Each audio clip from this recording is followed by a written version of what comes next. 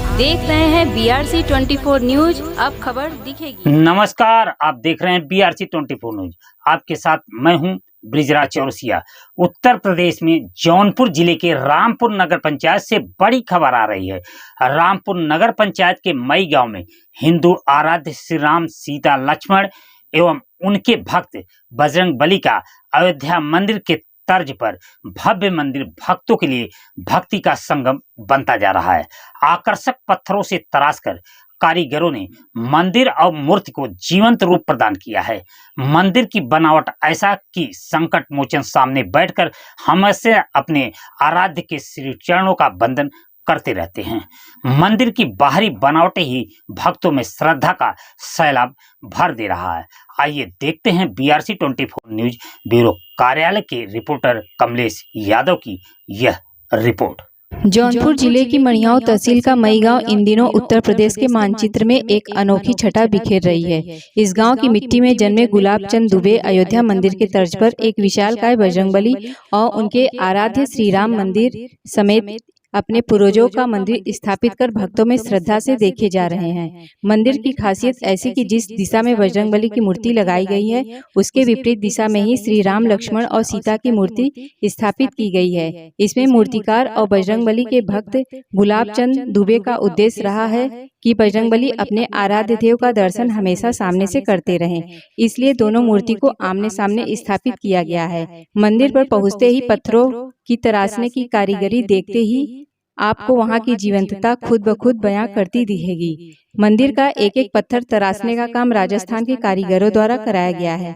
पत्थरों से बने इस आकर्षक मंदिर तक पहुंचाने का रास्ता भक्तों की अपनी तरफ आकर्षित करते दिख रहा है। इस भव्य मंदिर पर पहुंचने के लिए जनपद से बस द्वारा रामपुर नगर पंचायत के कठवतिया तिराहे पर उतरकर पैदल ही 1 किलोमीटर चलकर मई गाँव में जाया जा सकता है।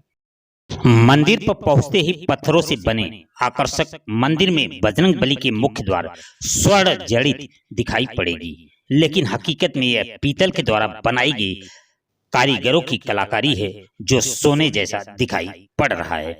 बगल में मंदिर के स्वामी गुलाबचंद दुबे के पितृदेव और गृह देवी एवं देवताओं का मूर्ति आपको देखने को मिलेगी। इसी प्रांगण में बेटियों की हाथ पीले करने के लिए शादी विवाह के लिए मिलेगा, जो भक्तों के लिए अभी निःशुल्क दिया जा रहा है। आपने देखा कि मंदिर की भव्यता, कारीगरों द्वारा तराशी गई पत्थरों की जीवंतता और उसमें भक्तों की श्रद्धा का संगम देने का काम उत्तर प्रदेश के जौनपुर जनपद के रामपुर थाना के मई गांव में जन्मे गुलाब चंद दुबे ने किया। यह ऐसी शख्सियत है जो वर्तमान में महाराष्ट्र शिवसेना की सरकार में शिवसेना की तरफ से राष्ट्रीय प्रवक्ता के रूप में पहचाने जा रहे हैं।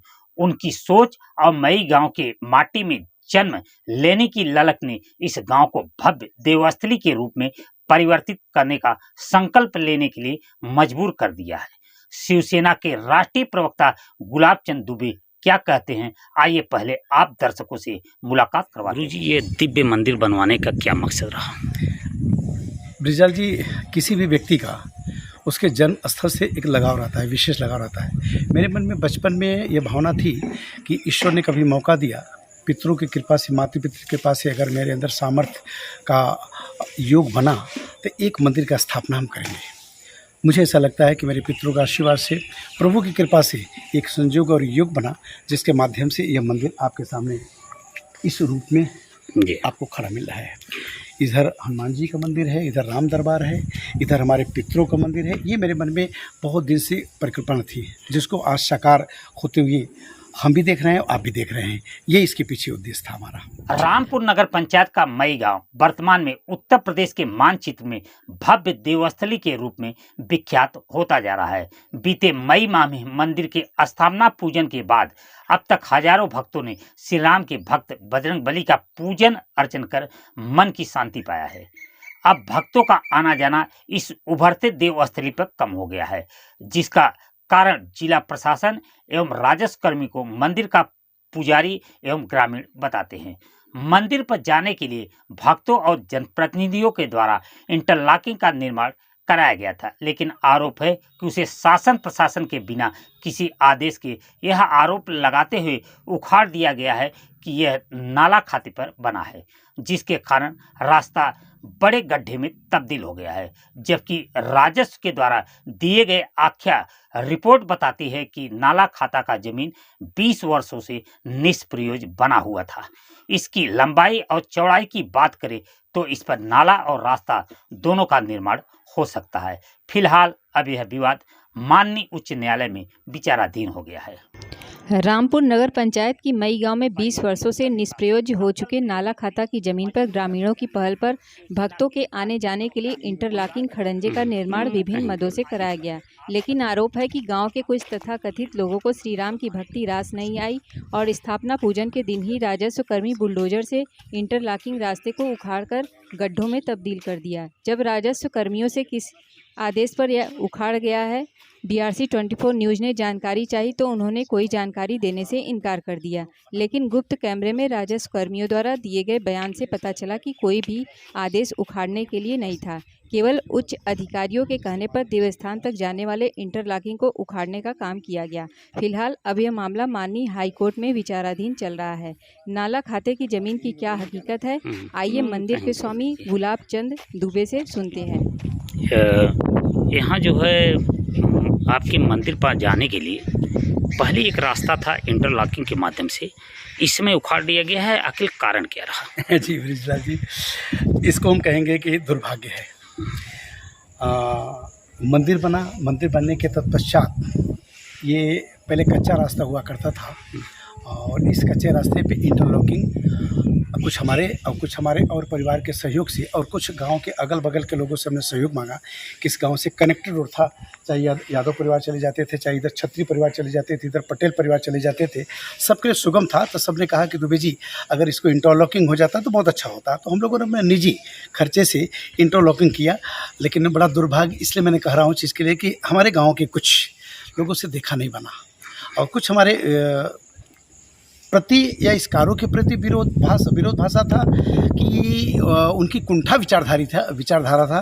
वो कुंठित विचारधारा से ग्रसित होकर के यहाँ के कुछ अराजक तत्व, मैं कहूँगा अराजक तत्वों के माध्यम से माननीय हाई कोर्ट इलाहाबाद में एक PIL दाखिल किया गया। PIL दाखिल के माध्यम से और माननीय कोर्ट के द्वारा ऐसा कुछ भी नहीं था कि इसको उखाड़ दो, इसको खंडहर बना दो, इसको इस रूप में ला दो, बिल्कुल नहीं।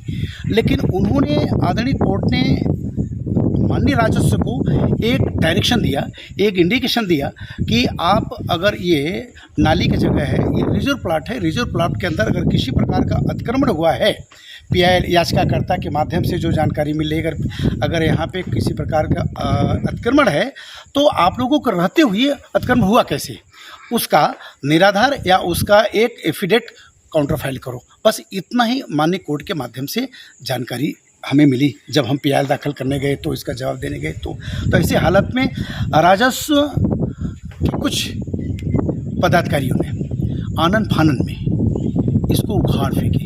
उखाड़ फेंकने का खामियाजा ये है कि आज मैं चाहूँगा कुछ रास्ते से गुजरेंगे, चलना दुभर हो गया लोगों का। ये तो कुछ मार्ग को जब मुझे पता चला कि माननीय कोर्ट की तरफ से और माननीय DM साहब की तरफ से कोई आदेश नहीं था, सब फर्जी आदेश का एक स्वांग रच करके इसको उखाड़ फेंके, तो हम गांव के लोगों ने गांव के जो रास्ते पड़ रहे थे, जिनके घर के सामने था, वो खंडहर में कब तक सांस ले सकते थे, अपने अपने सामने लोगों ने पाट दिया। जो हमारे घर के सामने रहा मैंने भी पाट दिया। तो कम से कम पैदल आने जाने का एक रास्ता इस मंदिर तक बना हुआ है। यही कहूँगा, इसको दुर्भाग्य कहूँगा। एक ऐसा ज़मीन था और कितनी वर्षों से ये था? ब्रिजल जी, ये कम से कम 25 वर्षों से ये नाली की जगह है। ट्यूबवेल बंद हो चुका है। 1999 में ये ट्यूबवेल बंद हो चुका है और उस समय से लेकर के आज दिन तक भिन्न भिन्न फंडों से, वो चाहे राज्यसभा सदस्य रहे हों, चाहे हमारे रविंद्र तिवारी जी विधायक रहे हों, चाहे हमारे प्रधान के फंड से रहा हो, ग्राम पंचायत, नगर पंचायत, तमाम फंडों के माध्यम से इसके ऊपर इंटरलॉकिंग खड़ंजा यहाँ तक लगा हुआ था और आज भी लगा हुआ है। ऐसा नहीं कि पूरा उखड़ गया। मात्र 569 का जिस व्यक्ति को हमसे विरोध था, मंदिर के प्रति विरोध था, उस अराजक तत्व ने मात्र एक नंबर दिया। 569 का इसको उखाड़ने का ये लोगों ने काम किया है। मैं तो ईश्वर से प्रार्थना करूँगा प्रभु, जिसकी कुंठा विचारधारा से ग्रसित होकर के दुष्कर्म किया उसको भी सद्बुद्धि दो, उसके भी अच्छे विचार हो, ये प्रभु उनका भी कल्याण करो। मैं यही मंगल कामना करता हूँ सभी लोगों को, क्योंकि मंदिर में खड़ा होकर के किसी का क्षय नहीं कर सकता हूँ, कि किसी के बारे में गलत नहीं सोच सकता हूँ मैं। अब ये PIL पर क्या हो रहा है सर? ये PIL पे माननीय कोर्ट के आदेश का इंतजार हो रहा है। अब ऑर्डर रिजर्व हो चुका है, दोनों लोग को सुना जा चुका है। अब जो भी आदेश होगा उसका हम पालन करेंगे, सच्चर पालन करेंगे। अगर कोर्ट कहेगा पूरा खुद जाना चाहिए, यहाँ तालाब बन जाना चाहिए, खंडहर बना चाहिए, तो भी हम सर आँखों पे है, और एज इट इज़ रहेगा तो भी सर आँखों पे है। अब माननीय कोर्ट की तरफ हम लोगों का वही हम अपनी निगाहें फैला करके इंतजार कर रहे हैं। तो ये संकट मोचन से आप रास्ते के लिए क्या मांग रहे हैं? संकट मोचन से यही मांग रहा हूँ कि संकट मोचन, इस संकट के घड़ी में आप स्वयं संकट मोचन के प्रतीक हैं, ऐसा रास्ता सुगम करिए ताकि दर्शनार्थी और यहाँ के धर्मानुरागी आपका दर्शन आसानी से पा सकें। यही मैं संकट मोचन से, यही श्री कष्टभंजन हनुमान जी मंदिर के यहाँ माथा टेक करके आपके इस माध्यम से, आपके चैनल के माध्यम से कहना चाहता हूँ। देवस्थली के रूप में विख्यात होता मई गांव भले ही माननीय उच्च न्यायालय में विचाराधीन हो गया हो, लेकिन इससे मंदिर के आसपास रहने वाले करीब 200 ग्रामीणों का रास्ता अवरुद्ध होने पर परेशानी झेलनी पड़ रही है। इसके लिए शिवसेना प्रवक्ता गुलाब चंद दुबे ने अपनी जमीन से रास्ते का निर्माण करवाना शुरू कर दिया है, जिससे भविष्य में भक्तों को परेशानी नहीं हो और सुलभता के साथ अपने आराध्य और संकट मोचन का दर्शन। मंदिर पर जाने के लिए अब गुलाब चंद दुबे अपने जमीन के रास्ते से निर्माण करना शुरू कर दिए हैं, जिससे कि भक्त सुलभता के साथ मंदिर तक पहुंच सके। आइए देखते हैं और सुनते हैं कि मंदिर पर जाने के लिए, रास्ते के लिए कौन कौन सी परेशानियां हो रही हैं। क्या नाम है सर? प्रमोद धनीराम पांडे, कहाँ के निवासी हैं? ब्राह्मणी। अच्छा, ये जो आपके पीछे खड़ंजा लगा हुआ था कुछ दिन पहले, हाँ, इसको उखाड़ देने से क्या तकलीफ है आपको? तकलीफ तो बहुत है, आवागमन में, आने जाने में। हाथ पाँव किसी का टूट गया है, जी। ऐसा भी केस हो गया, 1-2 केस गांव में। अच्छा, कितने लोग इस खड़ंजे से प्रतिदिन आते जाते होंगे? कम से कम तो नहीं तो 200-400 जन तो आ जाते हैं एक दिन भर में। क्या नाम है? राजकुमार, कौन सी बिरादरी से? बनवासी। जो पीछे खड़े हैं इस पे से कभी तुम चले हो? बहुत बार चले हैं। क्या इंटरलॉकिंग लगी थी? पहले लगा था, अब उखड़ गया। क्या तकलीफ है आपको? बारिश होता था, आने जाने में गिर जाते हैं। अच्छा, मोटरसाइकिल कई बार पलट गए हैं लेके। कितने परिवार के लोग आते जाते हो आप लोग?